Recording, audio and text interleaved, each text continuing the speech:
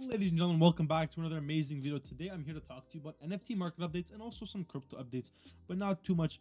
We're here to look at some good stuff. We're here to look at updates with NFTs, updates with crypto, a lot of updates in general. So without further ado, let's get right into this video. So first things first, we're here to talk about some, if I can move this out the way, some crypto updates. Yeah, crypto trading view chart. First thing we see is going to be a good video, you know? So if I could just bring your attention to right here where I made this white circle. What is this white circle for? Why is it here? Why is it at this bottom we've seen right here, the local bottom? Well, this is because of Friday, March 10th. This is when the Silicon Valley Bank, I'm pretty sure you heard about it. I'm not going to explain about it. If you've not heard about it, you're far behind. Catch up with that first before you watch this video or something. I don't know. Or continue to watch this video. Don't leave. So right here, we saw a bottom for ETH. This is because of the Silicon Valley Bank incident. This is when that bank went under, causing just panic to ensue, and all markets went down. And when every other market is going down, crypto is going to follow, obviously. And then when crypto follows, NFTs follow. It's like, you know, a little bit of a domino effect. So we saw ETH go down to find its local bottom at, you know, this 1400 area, but it did go as low as 1370. Now, most people were calling 800 ETH. People were saying ETH is going to 800. Well, if you look at the chart, you can see that's clearly not the case. If we bring the white circle up here, we saw it recover pretty well. But why did this happen? Silicon Valley Bank went under. Other bad things that happened that day, we saw USDC. Well, this is a stable coin, right? Why is there a candlestick? Why is there a candlestick that closed out under $1? Well, ladies and gentlemen, Silicon Valley had a huge share of USDC, and what did that cause? Some panic. So this is what a stable coin is supposed to look like, right? We're supposed to see these. You're not supposed to see candlesticks close out this much under. So people were saying that it depegged, it's gone. So the coin depegged and went to as low as 82 cents. Well, imagine papering your fat bag of USDC, because you just keep it in USDC because it's a stable coin, right? Imagine papering your fat bag of USDC at even 90 cents or even 95 cents. 95 cents, that is 5%. That is a 5% loss. Well, when you're holding a huge bag of USDC, that bag adds up. Believe me, it adds up. So we saw it almost depeg. That would have been very, very bad for this market, but it did not, and we saw the markets recover quite well. Well, when the market recovers and it makes pretty volatile moves like this, as we do see right here, what does that cause? Well, it definitely doesn't cause NFT markets to go up. When a market, when Ethereum, not Bitcoin, when Ethereum, well, obviously Bitcoin is Ethereum will too, but when Ethereum makes volatile moves like this causes NFTs to go down, because when ETH goes up, the price of NFTs technically do go up. So a 70 ETH floor price is not the same when ETH goes up this much. Well, it is when ETH goes up this much, but if it goes up this fast, it kind of causes a little bit of panic to ensue, and that causes people to lower their prices of the NFTs to kind of compensate for how much ETH has gone up. So what happened was people, you know, undercut, whole market goes slow when Ethereum does volatile days like this. But now we kind of see, obviously, Ethereum starting to go down a bit, kind of sit around the $1,600 day.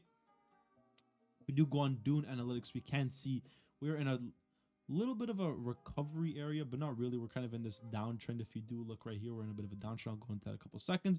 This is when we saw the bank happen, the Silicon Bank happen. We saw a couple of days at 10 million, and then we kind of saw a recovery here all the way up to $14 million a day. Not bad, but this is kind of more or less blur farming. And, well, no, actually, no, there's an OpenSea volume. No, I beg your pardon, mate. So we did kind of see a bit of a recovery here, but if we do look at all around Dune Analytics, ever since the 20th of February, we kind of saw our top here, and now we've gone into sort of a downtrend. We've seen lower lows, higher lows, lower lows, higher lows. That means we're in a downtrend, right? Okay, thank you for listening. So downtrend all around, not the best. Now we're kind of gonna see even slower days with NFTs, but kind of past those days. But if we do look at Bored Ape Yacht Club, we can see 64 ETH floor. We kind of want to see this go up for NFTs to be up, as like when we saw Bored Ape Yacht Club at like an 80 ETH floor. Much more degen plays happening, much more stuff going on. Not good when we see lower volume days like this, and when we see Ethereum go up like this. Not good. And the bank incident, especially, this causes NFTs to go very, very slow because there's fear in the market, right? You don't want to be holding pictures of JPEGs when there's this much fear in the market, but we still do it because we're degens, right? Okay, so Bored Ape Yacht Club down from like a local high of like 80 ETH around that area. We're now at 64 ETH. I don't expect it to go under 63 ETH. Would be surprised if it does, but I don't really expect it to happen. Mutant Apes also down to 14 ETH. Don't expect it to go under 13 ETH. And pretty much it for that. All quick recap. ETH goes high, NFTs go low, right? Low volume days, low trend. We're probably not going to see recovery till some absolute degen plays happen.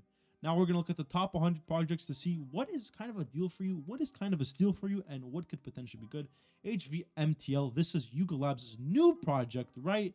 So, I'm just saying, right? We saw this project come out today. That could be another reason why, you know, we saw the sewer passes, you know, change towards where you could burn it to get it HVMTL.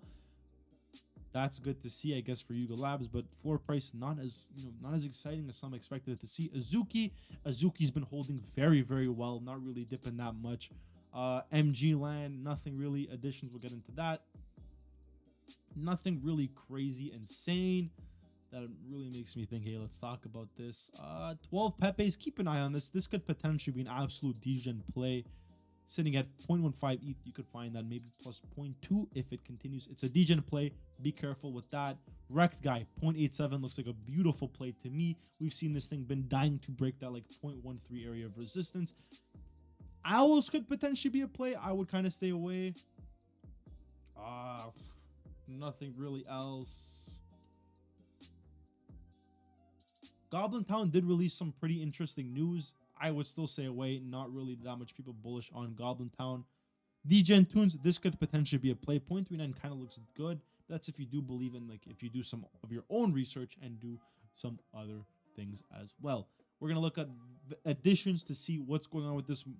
We're seeing additions down from its like very high resistance place of like 0.11. Why? Well, because the market is down in general. It touched all the way down to its huge support of 0.75, ripped all the way back up to 1 ETH, but got denied. 8.5 seems to be the area of resistance for now. We'll see if it goes lower. I kind of don't expect it to go lower until the market recovers. This, to me, is a buy zone. Ladies and gentlemen, for additions, anything with Jack Butcher at this price point is a steal. I said anything at the other price point was a steal. This is a fire sale. This is crazy. 0.88 ETH for additions. This had an all-time high of 3 ETH. Stop fading Jack Butcher. I keep telling y'all, OPEP edition. Look at this.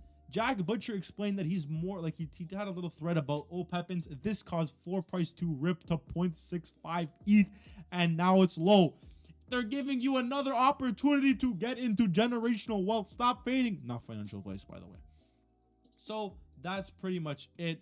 Burner Wallet got some merge in it. Let's see what's gonna happen with merge. I just bought some merge for over the weekend. That's pretty much it, ladies and gentlemen. Focus on yourself. I don't know why I said that.